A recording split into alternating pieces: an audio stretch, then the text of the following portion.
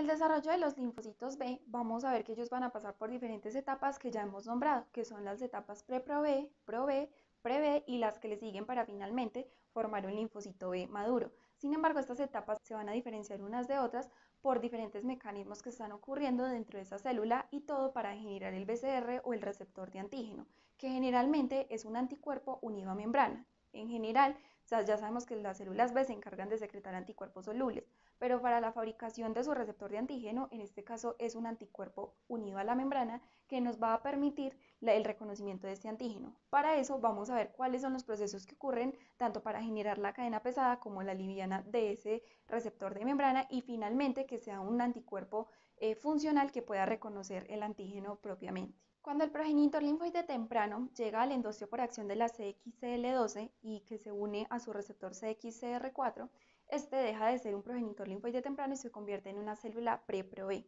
En esta célula pre-Pro-B va a pasar lo que vamos a ver a continuación. Resulta que para la generación de la cadena pesada vamos a tener o vamos a ocupar el cromosoma 14, que es allí donde vamos a encontrar los segmentos génicos que nos van a codificar para esa cadena pesada del anticuerpo.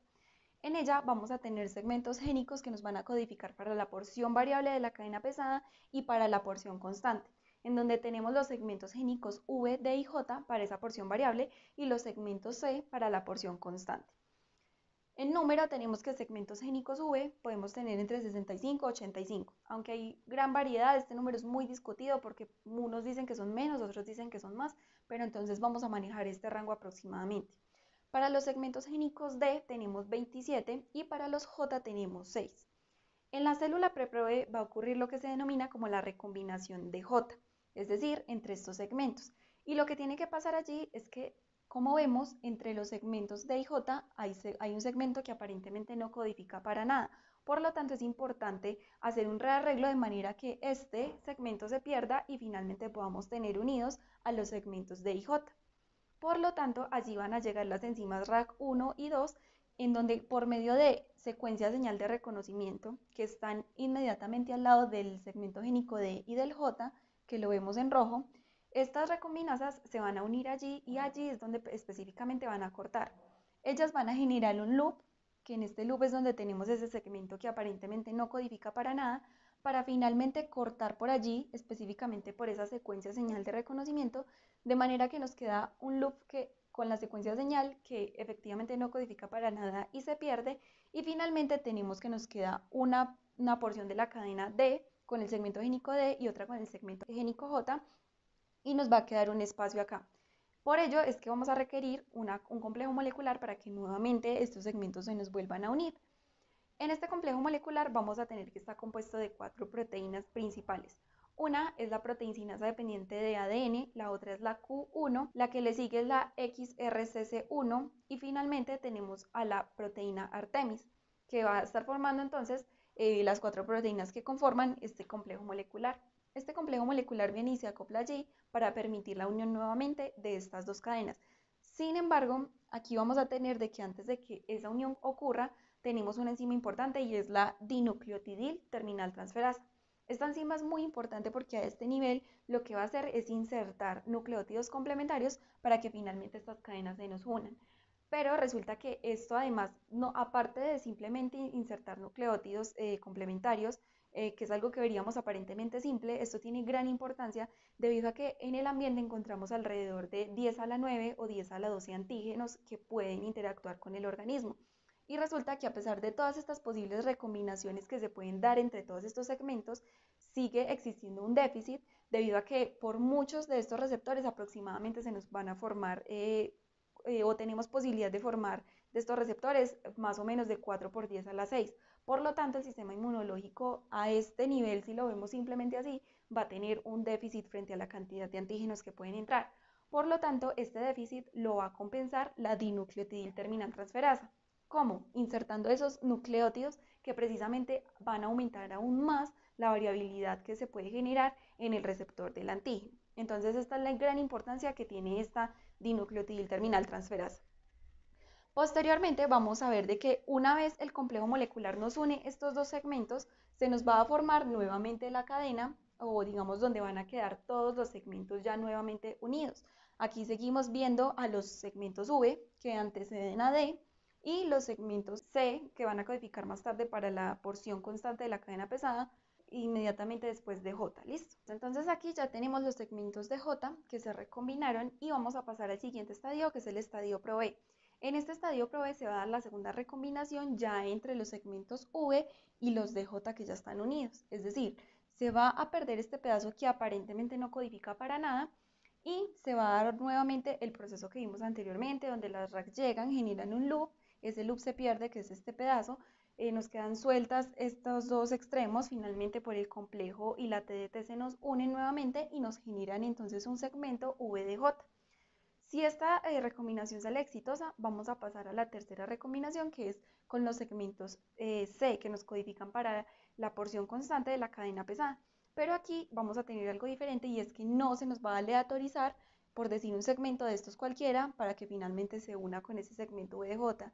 No, tenemos 9 segmentos génicos C, pero no es que se nos vayan a aleatorizar, como les digo, como por decir puede ser este, puede ser la formación de una inmunoglobulina G.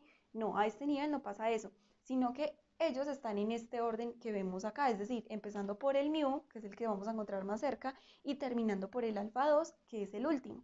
Entonces, este es el orden, mu, delta, gamma 3, gamma 1 para ese subtipo de inmunoglobulina G, alfa 1, gamma 2, gamma 4, epsilon y alfa 2. ¿Listo?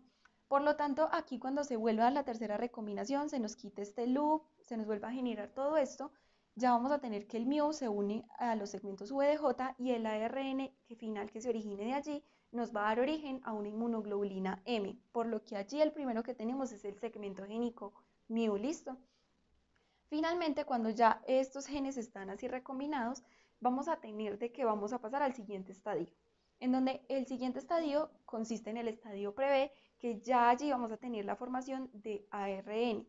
Es decir, en el estadio PreB vamos a tener que en su citoplasma ya hay ARN que codifique para esa cadena pesada del anticuerpo, mientras que en el ProB aún se está terminando de recombinar como vimos. Entonces, a partir de esto se nos forma un transcrito primario, inmaduro por decirlo así, que finalmente gracias a la inserción de la cadena de poliadeninas se nos forma un ARN maduro, mensajero maduro.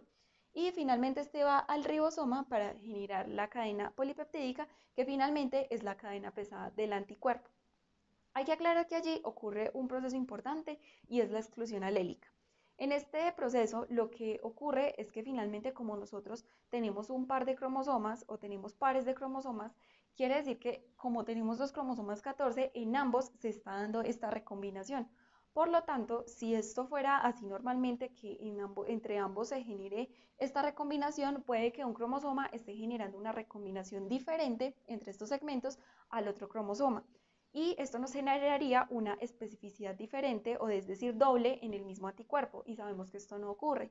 Por lo tanto, lo que va a ocurrir es este fenómeno de exclusión alélica que lo que hace es que el primer cromosoma o el primer alelo que nos esté generando un transcrito primario inmediatamente se va a encargar de inhibir este mismo proceso en el otro cromosoma para que así solo se dé una recombinación y ese cromosoma dominante en este caso o por decir que gane esta competencia por ser el primero en producir ARN, entonces es el que se va a encargar de generar la cadena pesada del anticuerpo. En la célula PreB podemos tener dos tipos de estas mismas.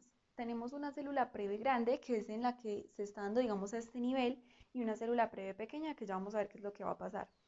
La célula PreB grande se caracteriza porque está viviendo este proceso en donde se está dando pues donde hay ARN para codificar esta cadena pesada, pero a su vez se está generando las cadenas livianas constitutivas. Es decir, no la cadena liviana como tal que compone el anticuerpo, sino que gracias a las moléculas VPreB y lambda 5, en donde el lambda 5 hace como el papel de la porción constante y VPreB hace el papel de la porción variable de esa cadena liviana, van a unirse a esa molécula de anticuerpo y finalmente se van a expresar así en la membrana, con estas cadenas sustitutivas, mientras que se va a dar el proceso también de recombinación para dar origen a la cadena liviana. Entonces, esto es lo que está ocurriendo a nivel de la célula PreB grande. Posteriormente, pasamos a la célula PreB pequeña gracias a que como este receptor se empieza a expresar en membrana, empieza a recibir factores que lo van a activar y van a inducir a la activación de los genes para la generación de esta cadena liviana como tal. Estos genes que están codificando para cadena liviana se encuentran en un cromosoma diferente. Y en este caso tenemos dos cromosomas dedicados a generar cadena liviana. Entonces tenemos el cromosoma 2 para generarnos la cadena liviana kappa o tenemos el cromosoma 22 para cadena liviana lambda. Por lo general, la cadena que se suele rearreglar es la cadena kappa, es la que se rearregla como la mayoría de las veces. En esta vamos a tener entonces que tiene también diferentes segmentos génicos que nos codifican para esa cadena, pero ya van a ser en diferente cantidad. Por ejemplo, segmentos génicos V ya vamos a tener 35 y segmentos génicos J vamos a tener 5, mientras que segmentos génicos D no vamos a tener. Listo, a este nivel, para la generación de la cadena liviana no hay segmentos génicos D. Y para la cadena, también para la porción constante de esa cadena liviana, vamos a tener que a nivel de capa, es decir, si se nos da el cromosoma 2, solo tenemos un segmento génico C constante, es decir, esto no existe ahí. Y a nivel de la cadena lambda tenemos diferentes tipos dependiendo de cada subtipo que se nos escoja de segmento génico J. Por lo tanto, sí se pueden llegar a generar subtipos de lambda, porque pueden haber, digamos, especificidades o diferentes tipos de porciones C para diferentes porciones J. ¿Listo? Finalmente, ocurre lo mismo de siempre. Ocurre lo que conocemos acá, la recombinación. En este caso, recordemos, no hay D, entonces solamente tenemos un segmento C sin el D y un segmento VJ, que nos codifica para la cadena liviana. Cuando ya esto ocurre, se nos genera entonces aquí la cadena liviana que se nos va a adherir a la cadena pesada ya formada. Y esta es la que ya nos va a formar el BCR como tal. Cuando el BCR se instaura en la membrana, ya esta célula deja de ser pre-B pequeña a pasar a formar el linfocito B inmaduro. ¿Listo? Finalmente, este linfocito B inmaduro lo que va a hacer es que va a pasar por un proceso de selección positiva, en donde células dendríticas y macrófagos le van a presentar autoantígenos y si este BCR los reconoce con mucha afinidad, lo que va a ocurrir es que se da lo que se conoce como la edición del receptor. Esta edición del receptor consiste en que las RAC1 y RAC2 vuelvan a hacer una recombinación para editar ese receptor de manera que no quede con tanta afinidad por ese autoantígeno. Y este proceso se está dando constantemente hasta que finalmente o el BCR se corrija y ya no tenga tanta afinidad por esos autoantígenos o finalmente la célula muera por apoptosis. Las células que logran pasar ya por este proceso salen de médula ósea como linfocitos B transicionales 1, los cuales tienen bajas concentraciones de moléculas antiapoptóticas y alta concentración de moléculas proapoptóticas que pueden hacer a esta célula muy susceptible y fuera de eso tienen bajas concentraciones de inmunoglobulina D. Sin embargo, ya cuando se convierten en linfocitos transicionales 2, ellos lo que van a hacer es aumentar sus concentraciones de moléculas antiapoptóticas para aumentar su supervivencia, también del BAF, que aumenta también esa misma, y fuera de eso también tienen gran cantidad de inmunoglobulina D. Y ellos finalmente ya en el vaso, órganos como el vaso, digamos, ya maduran completamente y ese linfocito maduro ya se queda en estos órganos linfoides secundarios esperando la activación por un antígeno. De esta manera entonces se lleva a cabo todo el proceso de desarrollo de los linfocitos B.